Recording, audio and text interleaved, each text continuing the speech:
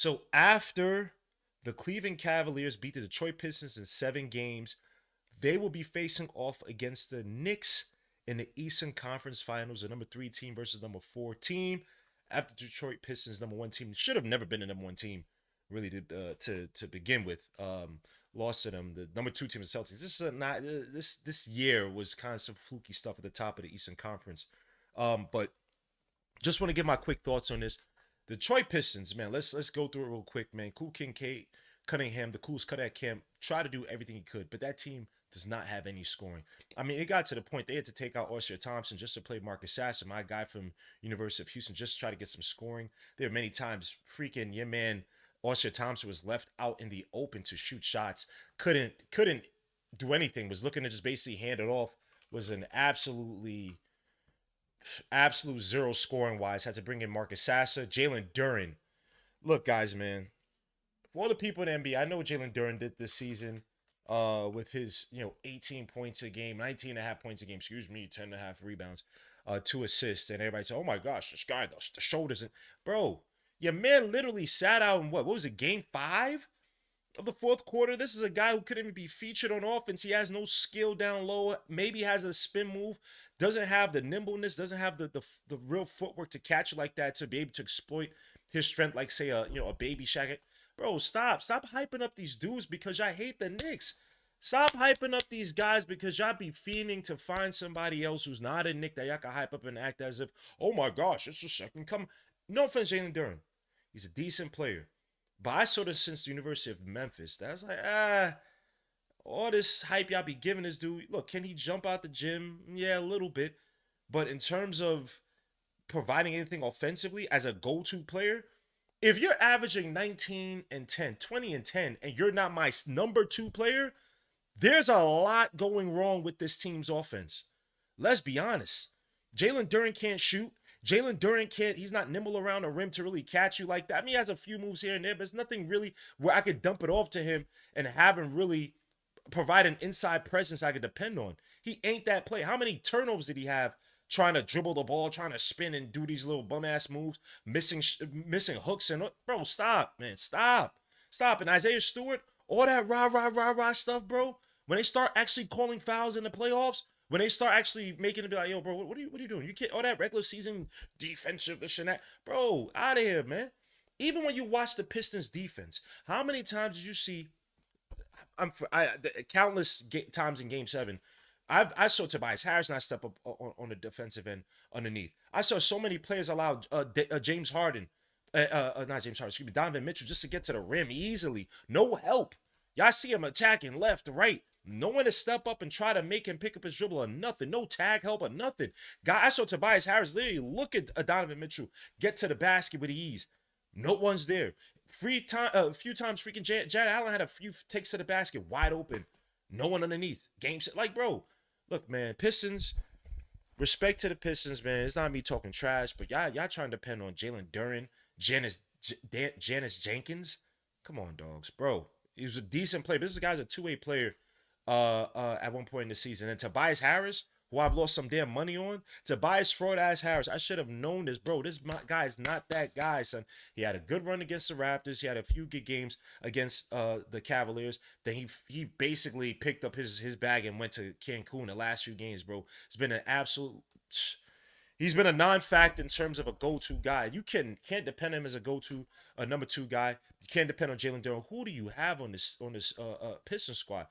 Freaking um Duncan Robinson played a decent game, and he spaced the floor out. But once you step up to his face, bro, he doesn't have any moves to recreate like that. Pistons got a lot of things to work on. We could talk about the defense, bro, which again, all that handsy grabbing physical stuff when they start calling these because it's an ugly brand of basketball, and then your actual defensive philosophy and game plan is not really it because you're depending on individual players and a bunch of grabbing and pulling to get you by. Yo, Pistons fans, don't be mad at the Knicks. Don't be mad at anybody else. Be mad at the refs for lying to you, making you guys actually think you have a legitimate defense. I watched you against the Cavaliers. Now there are games where the Cavaliers couldn't shoot well or whatnot. You guys did a decent enough job and whatnot. But let's be honest. You guys depend on individual players to get it done. Your defensive system is not that strong. Blame these refs, blame these people for hyping y'all up to make y'all think y'all didn't need to get better. Y'all didn't need another playmaker. Y'all need shooters, which I need badly. Y'all need another playmaker. Y'all can use another shooter. Kate Cunningham, y'all gotta help this guy out, bro. Like this ain't it. This ain't it. But it is what it is. Pistons, enjoy your summer. Ain't me trying to talk trash. It is what it is. But let's get to the Cleveland Cavaliers, man. A team headed by Donovan Mitchell who had a solid Goku like run through the second round of the playoffs against the Detroit Pistons. I mean, he put up games where he had 23 points in game one, 31 game two, 35 game three, 43 game four, 21 game five, game six, 18. Right? Only really had you can argue two stinkers, real bad stinkers, but that 43-point game, remember that 43-point game in the first half, I want to say he maybe had single digit points. Second half, he went off. And that's the thing that the Knicks have to watch out for. We've all know about Donovan Mitchell. We all know he likes to somehow play hero ball. Now, having James Harden gives him another playmaker where he could dump it up to James Harden and have him run the offense. But honestly, when I look at this Cavaliers team, they still rely on a lot of ISO play. Their system is not that strong. How many times you see Jared Allen in the low post? A guy who Mitchell Robinson on that diesels straight up humiliated him a few years ago. I know things have changed, different year, right? But this is a guy in Jared Allen. They let open against the Pistons down low, no help, no swarming, no nothing, and he had a bunch of easy, I'm gonna say, or viable finishable baskets. That's not even a word. Underneath against 1v1 single coverage, right? This is a team that's still James Harden has to ISO dribble. Now it's nowhere near as bad as before, right? But think about James Harden too. He gets scared. He is scared of big mo. I know what he said after what was it, game one. We struggled. What was it, 10 points, whatever. Had 19 the next game, and he hit a few big shots at the three. I think it was a tough little mid range jump off the dribble they hit as well too late in that game. But this is a guy James Harden who, bro, he's literally driving in press situations and still trying to dump it off to Jared Allen. He's lost a step or two. Not to say he still can't hit shots. If you leave him wide open, I mean, he can still burn, even though I've seen him miss a few of those. But James Harden, in terms of his overall play, is nowhere near as it was in years prior. This is a guy that I think the Knicks could play really well in terms of having good point of attack defenders. Thank you to refs. Thank you to the refs for not calling a lot of the BS foul calls when he's kicking out his feet and jumping in and freaking catching seizures and whatnot. Like, bro, are you serious, dogs? Are you serious, bro? We still doing that? Thank you, refs, for not calling that bullshit. Appreciate you, man. But this is a team, again, they live a lot off of dribble drive penetration, kickouts. Their offense, to me, is not really that nuanced. I mean, they have Dean Wade, Sam Merrill's going off from the outside. That's like, I would call him like their baby Dante DiVincenzo in some regards. I know they both white. I couldn't pick a better was saying. But this is a team right now, to me, they don't really scare me that much. And I'm not looking past them. I'm just saying my initial thoughts when I watch him. Evan Mobley, many times the Pistons had it right by making him an outside guy, force him to shoot shots on the outside. He has a very slow load up. So, and just the confidence there with Evan Mobley, to me, I know what he put up like this last game 7, I think it was at 15, whatever, more than 15 points at least. So I put money on him. But yeah, you watch Evan Mobley. He's just not a player who plays with a ton. Didn't he have a game where he only had 1 rebound? Right, we talk about grit, we talk about grind and stuff, right? I think Jared Allen, who I've talked about Jared Allen in terms of, I watched him last year in the playoffs. I just think he's a center who could be had. I would have to give him credit in this series against the Pistons. He played relatively well in the spots he was given, was really aggressive attacking the basket. I think all that stops with the Knicks. The Knicks play way better defense in terms of rotations, in terms of help defense in the paint, in terms of tag defense, just way more alert. We have an actual system defensively. It's not just depending on individual players, at least from what I saw in the playoffs. So I don't think Jared Allen's gonna have a lot of these free attempts to the basket. Donovan Mitchell, look, Donovan Mitchell, but Donovan Mitchell's also a player too who falls in love with a shot many times during the series against the Pistons. Now, granted, it worked more than it did not.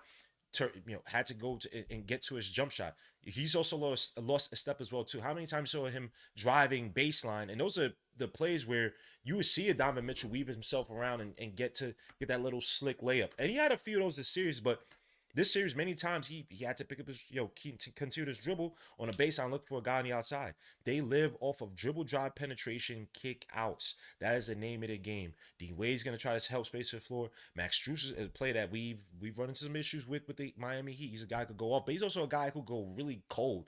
Even in Game 7 is where I seen him miss two, three threes in a row in like the same possession. Like he's a player who he could be white hot, he could be dead as hell, right? But he's gonna live on the outside for the most part. He's a little fiery. I think he's putting a little bit of weight. I don't know if his muscle, a little bit of little weight, like eating a little pasta. But he's gonna be living on the outside. Sam Merrill's gonna be living on the outside again. They have I can't say it's like purely a Make a Wish Foundation defense, but look, they have James Harden, they have Donovan Mitchell. I don't look at their offense as being this nuanced thing that Knicks cannot defend. Right, Donovan Mitchell's most likely going to have a guy like a Mitchell Robbins, Mikal Bridges, but they're going to be looking to try to switch him onto guys like JB, right? And so that's where the Knicks have to be a little bit creative in terms of trying to make sure that, look, we're going to fire up the screens, we're going to stay on that screen. Whoever tries to roll to the basket is try to play the pick and pop, right? Try to keep JB away from having to play against Donovan Mitchell 1v1 because Donovan Mitchell's still a strong player, can still go up. Relatively strong. I just think he lost a little bit of a step. But again, Donovan Mitchell's a play that he'll fall in love with a shot. You can't allow him to go off, especially late in games, especially in that second half, bro. He turned on. What was that? Game 5, Game 4 was when he had the 43 points. Super Saiyan. That's what we saw back in Utah when he was going up against the Nuggets, putting up 50 points a game just to save that bum ass team because freaking Rudy Gobert couldn't catch a pass off the pick and roll. Some other players, man. Look, Jalen Tyson. Have some players off the bench. Jalen Tyson, Schroeder, who's definitely a shell of himself. What I don't know what got into him last year with the Detroit Pistons, but your man Dennis Schroeder was not it. Look, they have the outside shooters, like I mentioned, man. We have to watch out for that. But they've been really playing somewhat of a relatively tight rotation, right? It's been mostly Evan Mobley, Jordan Tyson. Well, he actually hasn't been playing as many minutes. He had gotten into a little fight a few games ago. He's kind of been ineffective on the defensive end. Oh no, offensive end. Excuse me, Donovan Mitchell, obviously James Harden, Dean Wade, Sam Merrill, Jared Allen, Dennis Schroeder, James Harden, Max Strus. That's really their lineup. That is really their lineup. And there were many times this series that you could argue, look, if the Pistons just had decent shooting, they beat the Cavaliers.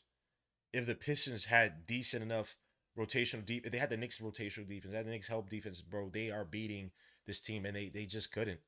The Knicks have a way too many levels to this team. Um, Look, Jared Allen's gonna be the rim protector. If he's gonna guard Cat, I'm going to abuse the off ball offense, flex cuts, all that crap, bro. Twirl action, whatever you want. Taking Jared Allen out the paint. Evan Mobley can be had. He's a guy who loses confidence. He has a Khalil Ware gene in him, some bro. When he's doing bad, in his mind he thinks he's doing even worse. You put the pressure on him. You make him work. You make him forget about being able to shoot. Man, I might have a few jumpers where I might pull the 2014 Spurs versus the Heat. Oh, he's shooting a shot. Let me turn my back and get the rebound. Oh, that's Andre Robertson. Let me. God bless you. Part of my back and get the rebound. That's how I'm playing Evan Mobley for until he shows I can hit those few shots. Because he has been again a black hole from the outside for the Cavaliers. They live through Donovan Mitchell. They live and that it makes sense. It's their two best playmakers, but the two best playmakers can be had. James Harden too has lost a step, like I just mentioned, bro. We be trying to dump it off to Jared Allen late in games, but I need you to score. Why the hell are you jumping up to Jared Allen? What's wrong with you, dogs? Look, man, Knicks have championship level dreams. This is the team. I wanted the Cavs. I think the Pistons have more heart, even though they can't score worth a lick. I just didn't want to be in a situation where they're allowed to bully our players and hurt our players, do little slick stuff here and there, rile us up, and we fall out of our element. Even though the Knicks this postseason have seemed to be extremely focused, and the rhythm and the cohesiveness of his team has been excellent. So either team to me, I wasn't really scared of either team, but we have our work cut out with the Cavaliers. I still think this is Knicks in 5. I would even maybe drag it to 6 if Jared Allen could play some good defense in the paint. But other than that, man, I just think we have too many levels. Carnty Towns should be able to abuse an Evan Mobley if he switches on to him. Should be able to abuse a Jared Allen. I'm sorry, Jared Allen's a good weak side defender, but 1v1 against him, he hasn't seen a person like Cat in the playoffs yet. Like, we talking about him playing against Jalen Durham, who just doesn't have moves. Jalen Durham literally was a dead body out there many times, bro. on off. Like it's like what is he? What is he to set a screen and roll to the basket? After that, there's nothing left. Right? K may has to throw up the jump shot. Then he gets an offensive rebound, gets a putback. But Cat offers a whole different element. Could drag him on the outside, could attack the basket, shoot the ball. And the way that we've been seeing Cat, this is probably some of the best basketball we've seen from Cat. JB buying into the offense and allowing Cat to be a facilitator and executing later on. Don't have to go one. That's one thing I'm scared about JB. I don't want JB to go 1v1 against Donovan Mitchell. If Donovan Mitchell's hot early on, don't control the tempo of the game. Control your ego. Control your. Bro, we do not need you to play hero ball to start out games against the Cavaliers. This team can be. I don't care what they did in Game 7. This team can be had. They've been to slow starts, bro. This team is not, and they depend again on heroics from Donovan Mitchell, Macabre Bridges, OG Anunoby, who's been doing some running without any pain, been doing some sprints without any pain, which is beautiful. Should be ready to go, right? And I'm a be like I'm saying, I'm abusing him on those shorts off ball, those short off ball screens, weak side man, cut to the basket. Let's get some buckets for you. Because again, who are their defenders, right? Who's gonna stay with an OG Anunoby unless it's gonna be Evan Mobley, right? Who's gonna be staying on OGB? You still have to test their defense, if they can play well off the ball, right? Especially if you have a Jalen Brunson. But if I have a Jalen Brunson, I'll probably put on one side, and I might have somebody else with OJ New because I want a weaker defender. I don't want JB strong defender, and then OG's Evan Mobley, whatever, be able to defend those flex options, those flex cuts and whatnot, and then maybe putting your hands up and maybe getting the flex or whatnot, right? So in many ways to skin a cat, but I think we have too many offensive weapons. We have a beautiful system that can expose this Cavaliers team whose offense, like bro, their offense and defense to me, whatever. I'm not even, bro. If you could just shoot average or slightly above average from the field, bro, you put pressure on this Cavaliers team. You put pressure on this Cavaliers team, and they're just, to me, they're not this great defensive team. Jared Allen's having his little run, but other than that, look, man, we've had times where we've bullied Jared Allen, we've abused Jared Allen. And again, I know times have changed, but I'm just not scared of them.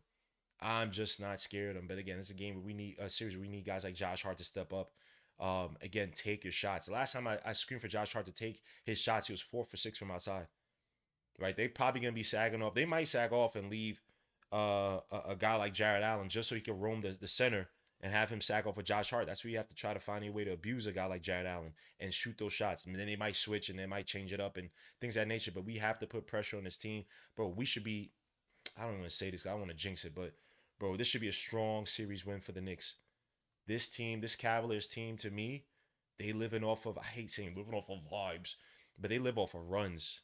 This team live off of runs. I've watched this, bro. It could have went either way in this Pistons series, man. They live off of runs.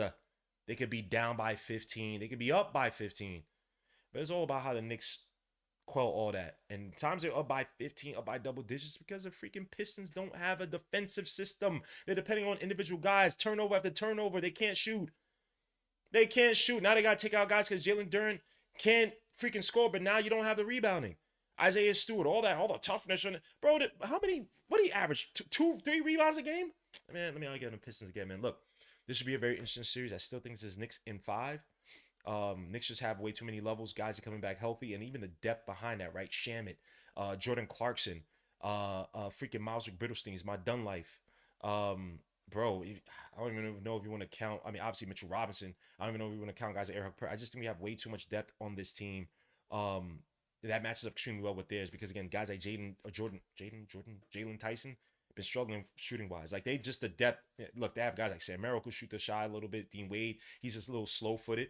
He's not the quickest, right? You could just stay in front of him, disrupt him. The way we play off of screens, a lot of handoffs too. By Evan Mobley, a lot of handoffs from the Cavaliers team to get the ball to the shooters. But you got guys like Cade playing drop back. And I made a video the other day talking about one of the defensive weapons the Knicks have pulled out in this playoffs against the Hawks and the 76ers was blitzing the screen, right? It's how we attack the screens against the key playmakers on both those squads, the 76ers and the Hawks, was beautiful to see. Now, granted, they have Harden, they have the Donovan Mitchell, right? So Knicks have to be careful, right? You try to blitz a Donovan Mitchell, try to double him high up, right? He sees that he can make the pass, or Harden could now drive to the basket, do it, kick out, handoff. Then Knicks have the 3 point shooters, have guys rolling to the basket, hurt us, or underneath the basket, hurt us. So Knicks have to be a little bit more nuanced with how they throw their defenses, and when they throw their defenses, right? And against the Hawks, we kind of waited until say game 4 to where we're really attacking and